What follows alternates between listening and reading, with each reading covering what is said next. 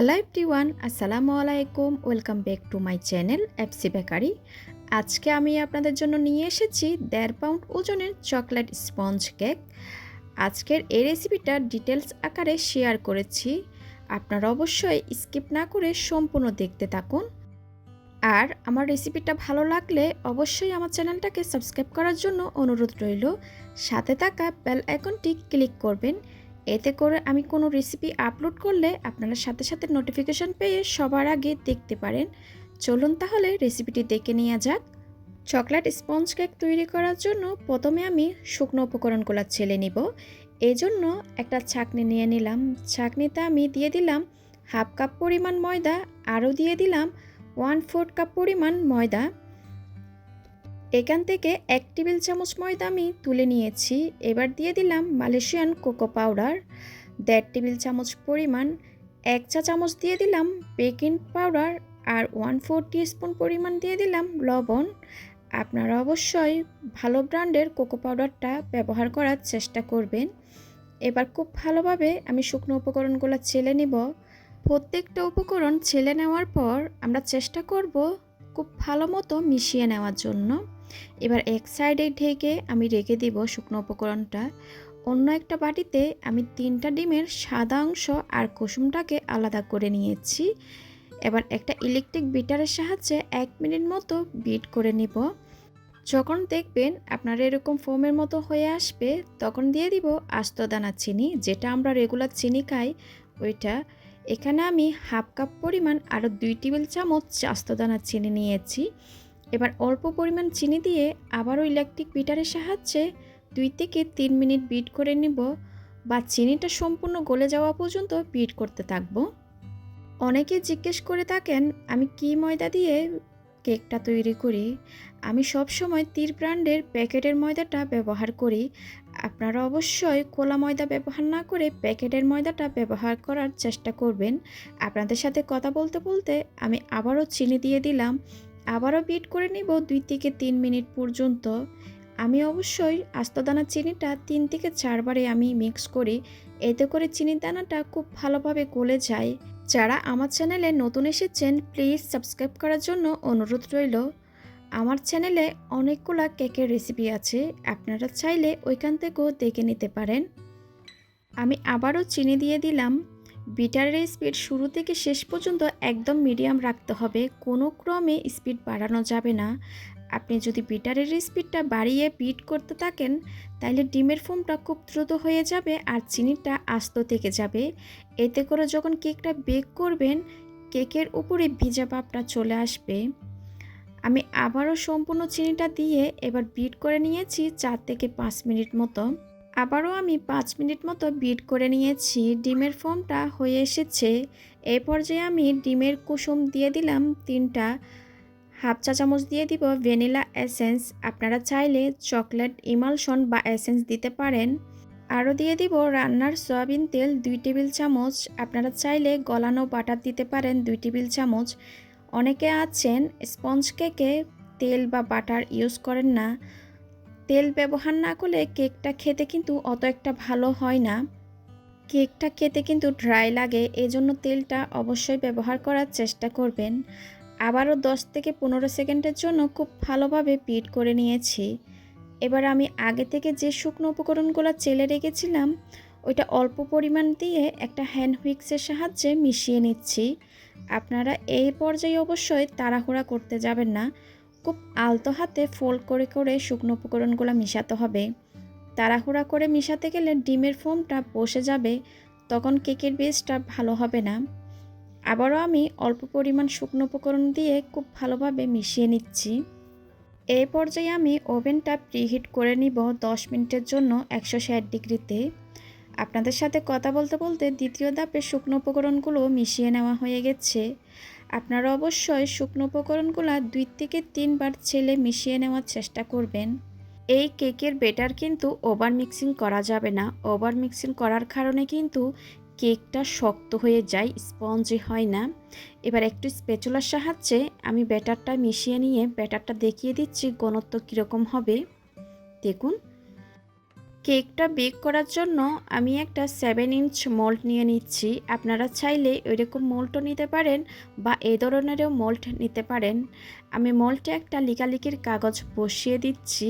অনেকে বলে থাকেন তেল ব্রাশ করার জন্য, আমি বলবো তেল ব্রাশ না করে এরকম একটা লিকালিকির কাগজ দেওয়ার জন্য। এখন সম্পূর্ণ ব্যাটারটা এই মোল্ডে ঢেলে নিব। ঢেলে নেওয়ার পর একটু ট্যাপ করে আমি ওভেনে বেক করে নিব 25 থেকে 30 মিনিটের জন্য। এক এক ওভেনের এক এক তাপমাত্রা, ওইটা বুঝে আপনারা দিবেন। আমি একটু হাত দিয়ে চেক করে আপনাদেরকে দেখাচ্ছি। কেকটা দেখুন, উপরে কিন্তু কোনো ভেজা ভাব নাই। আপনারা দেখে বুঝতে পারছেন কেকটা কিন্তু অনেক বেশি সফট হয়েছে আর একটুও চুপসে যায় নাই। আপনারা যদি আমার রেসিপিটা হুবহু ফলো করেন, আপনাদের কেকও অনেক বেশি সফট হবে আর স্পঞ্জি হবে। এবার একটু স্লাইস করে আমি আপনাদেরকে দেখিয়ে দিচ্ছি। আজকের এই কেকটা আমি 3টা ভাগে স্লাইস করব। আপনারা চাইলে 4টা করতে পারেন। এটা হাইটের দিক দিয়ে একটু উঁচু হয়েছে, এজন্য আমি 3টা ভাগে ভাগ করে নিচ্ছি।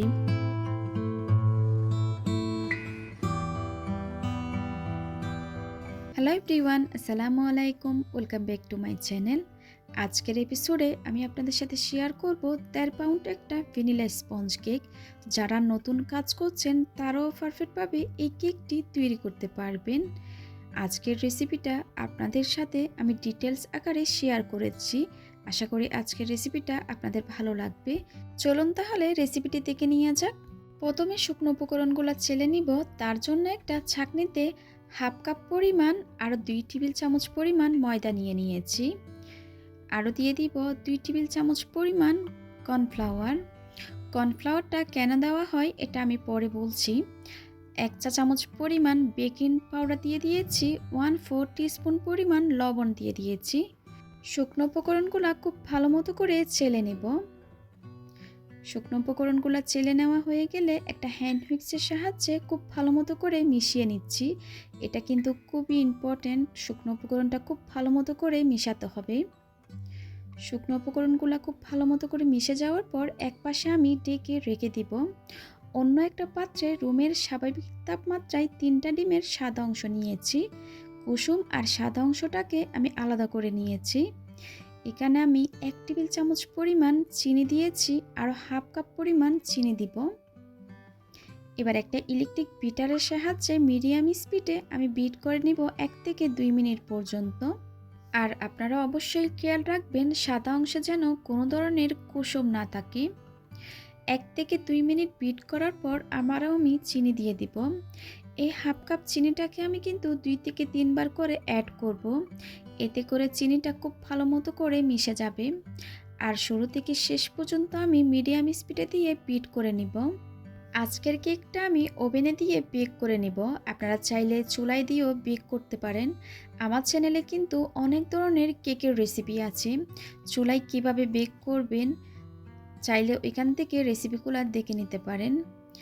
আমি সম্পূর্ণ চিনিটুকু দিয়ে আবারও বিট করে নিচ্ছি 2 থেকে 3 মিনিট পর্যন্ত, বা চিনিটা সম্পূর্ণ গলে যাওয়া পর্যন্ত।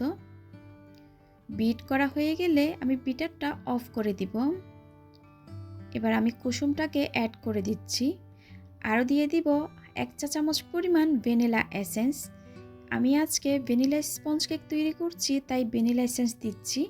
আপনারা যে ফ্লেভারে কেক তৈরি করবেন ওই ফ্লেভারটা অ্যাড করে দিতে পারেন। দিয়ে দিচ্ছি 2 টেবিল চামচ পরিমাণ রান্নার সয়াবিন তেল। আবারও বিট করে নিব 10 থেকে 15 সেকেন্ড পর্যন্ত। এটা কিন্তু ওভারবিট করা যাবে না, ওভারবিট করলে ডিমের ফোমটা বসে যাবে। বিট হয়ে যাওয়ার পর বিটারটা আমি সরিয়ে নিব। এবার আগে থেকে চেলে রাখা শুকনো উপকরণগুলো আমি ধাপে ধাপে অ্যাড করছি। অল্প পরিমাণ শুকনো উপকরণ দিয়ে দেওয়ার পর একটা হ্যান্ড হুইক্সের সাহায্যে আলতো হাতে ফোল্ড করে করে মিশিয়ে নিচ্ছি।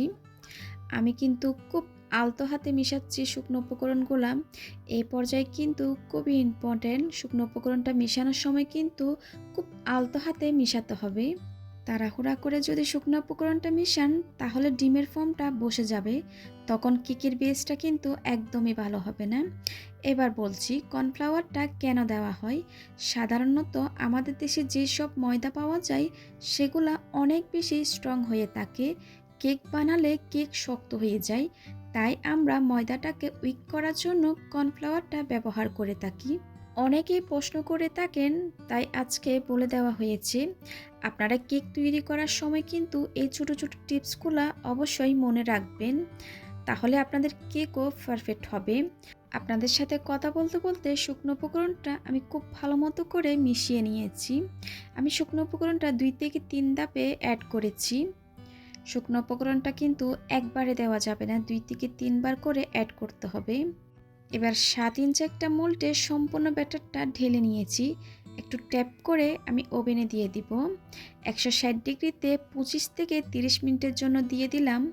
30 মিনিট পর কেকটা আমি ওভেন থেকে বের করে নিয়েছি।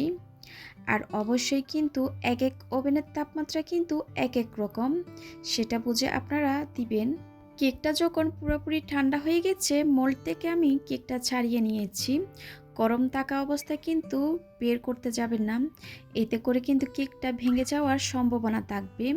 আর কেকটা কতটা স্পঞ্জি হয়েছে আমি আপনাদেরকে দেখিয়ে দিচ্ছি। একদম তুলার মতো নরম হয়েছে। অনেকে প্রশ্ন করে থাকেন কেকের উপর ভেজা ভেজা ভাব হয়। এটা সাধারণত হয়ে থাকে আপনারা যখন ডিমের ফোমটা করেন, খুব ভালো মতো করে বিট করেন না, চিনিটা আস্ত থেকে যায়, তার জন্য কিন্তু কেকের উপরে ভেজা ভেজা ভাবটা হয়। আপনারা ডিমের ফোমটা করার সময় কিন্তু খুব ভালো মতো করে বিট করে নেবেন। এবার কেকটাকে আমি 3টা লেয়ারে স্লাইস করে দেখিয়ে দিচ্ছি।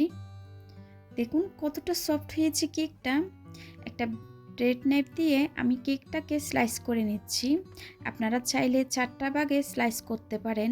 আজকের কেক সম্পর্কে আপনাদের যদি কোনো প্রশ্ন থাকে কমেন্ট সেকশনে গিয়ে কমেন্ট করতে পারেন। দেখুন কতটা পারফেক্ট হয়েছে কেকটা। যারা নতুন কাজ করছেন তারাও এই কেকটা খুব সহজে তৈরি করতে পারবেন। আশা করি আজকের রেসিপিটা আপনাদের ভালো লেগেছে। ভালো লাগলে প্লিজ আমার চ্যানেলটা সাবস্ক্রাইব করার জন্য অনুরোধ রইল।